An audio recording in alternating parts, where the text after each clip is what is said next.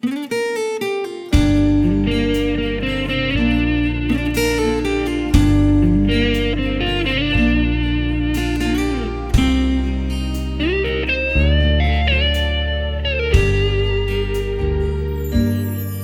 ตัวเองให้ดีหูจะคนคนนี้ดีหรือยังถามหัวใจให้ดีหับตัวตนคอยคนนี้ได้หรือบ่คอยเหมือนดังดอกไม้ที่เคยถูกเด็ดดมจนสิ้นกลิ่นหอมที่เคยมีถ้าเจ้าต้องการคนแสนดีคอยคนนี้บ่อาจเป็น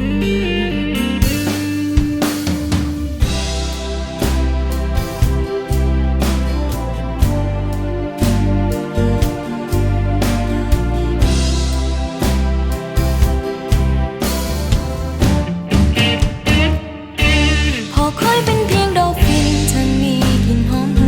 นก็บ่อาจคู่ควรให้เจ้ามาดมอย่าเสียเลยทั้งบ่มีน้ำคมบทสุดท้ายคอยอาจพาเจ้าจงก้าวไปให้พ้นคนนินทาอย่าสนใจคอยบ่แม่นดอกไม้ที่เจ้าตามหาอดีตคอยมันคงเคยถือเขาเด็ดดมแล้วจากไปสูญสิ้นความหอมเหลือเพียงบาดแผลที่บ่มีวันหายสิ้นคาบสาวน้อย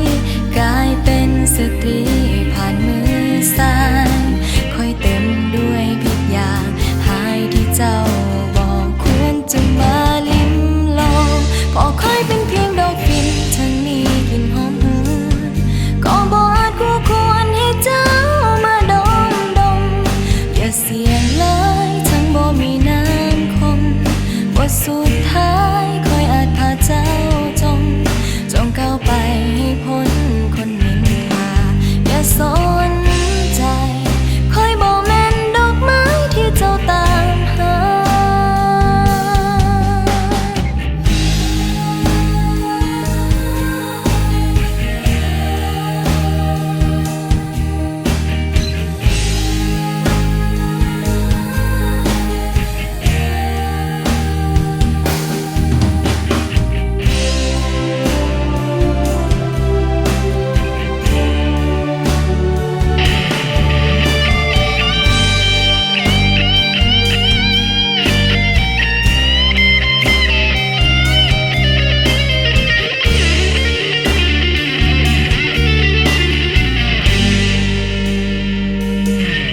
สุดปลายฟ้า